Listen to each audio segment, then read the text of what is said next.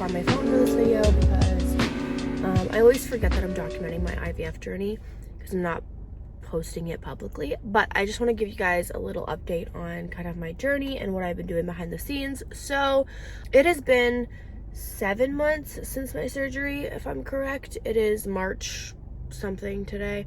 And it's been, I think, 7 months since my surgery, I think so. And I decided to reach out to an IVF clinic. His name is Dr. Victory. He's great. He's actually like one of the best in my town. He's on Instagram. He's so awesome. Decided to reach out to somebody to start looking into IVF because I know the process can take like 6 months, from like getting all the pre-work done to getting your eggs frozen to you know, getting put in induced menopause and then giving the egg retrieval. All of that can take 6 months is probably average, and that's kind of fast. I would say even like up to a year it can take for actually beginning to end of IVF. So I wanted to start early, which is what I did with my fertility as well. I went to the doctor at 9 months instead of 12 like they tell you to. So yeah, I waited a while. I feel like 7 months is good enough time to see if I got pregnant naturally after my surgery, which I did not. I am excited to be here, but it's also kind of like sad because I thought after my surgery I would be pregnant and I'm not. So that definitely like sucks and I wasn't expecting it, but whatever, it's been 7 months. And I feel like starting this is good because it's not like I can't keep trying in between of me doing this. And luckily in Canada, the consultations, the ultrasounds, the blood work is all free. So I might as well start the process while I'm waiting. And if I get pregnant, I get pregnant. And if not, then at least I know the process has already started and I don't have to wait even longer. So I'm here. I have an ultrasound today. I had an SIS, which is a saline infused sonogram, I think. Histiogram.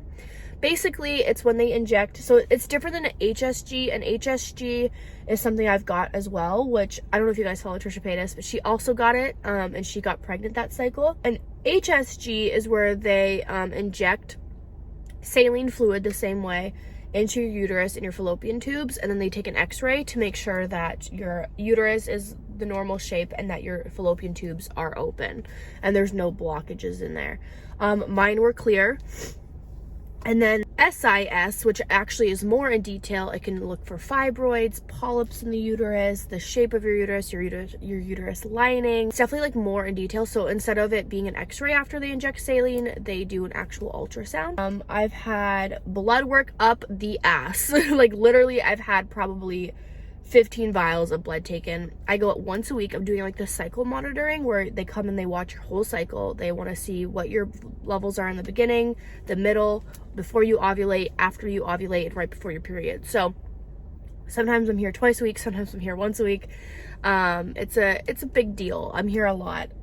Luckily for Josh, the men always get it easily. He just has to do 2 things. He has to go get blood work and then a sperm analysis. Like, must be nice. The SIS, the saline infused whatever gram, that hurt personally. So I don't know if you guys have been following my fertility side, but I said like before, like I always thought I had silent endometriosis. That was like one of the first things that came in my mind after like 7 months of not trying. Just felt, I was like, there has to be, I'm ovulating, it has to be silent endometriosis. And it was, and I was right. And I do have a feeling that either one of my hormones are out of whack because off of birth control. So you know how most people feel like shit on birth control? Well, I feel like shit off of birth control.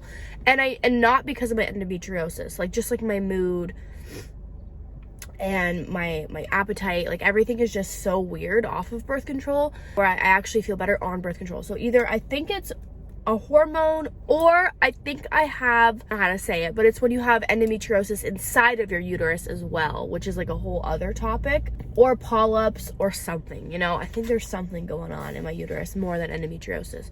But if not, I mean, I hope not, but then at the same time I hope there is, so I can just go get it fixed and then not have to do IVF. But luckily I'm in Canada and like excision surgery and everything is free, which makes me feel so much better. So yeah, okay, I'm gonna go get my ultrasound. Girl just came out with the biggest smile on her face, like, so, like, she was like maybe she's pregnant. Okay, I'm gonna go in get my ultrasound done, and I'll talk to you guys when I come out. Okay, guys, I am out of the ultrasound and blood work. It took like legit max 5 minutes. It was super fast or super productive in there. And I think there's something going on in there because they keep going to the right side. I've noticed every single time I've got any type of ultrasound there, they only go to the right and they never go to the left. So I don't know if there's something going on the right, or I'm ovulating from my right side. I don't know, but they go to the right and never the left. But that ultrasound was less painful than the other ones I've had. Yeah, I'm gonna finish drinking my coffee. I'm gonna go. I think I'm almost done with cycle monitoring. I think I have one more appointment on day 23, and then I think I'm good. And then Josh just needs to get his stuff, and then we can get the ball rolling. So yeah, fingers crossed, everything's well, everything's good. And yeah, I'll see you guys on my next fertility video.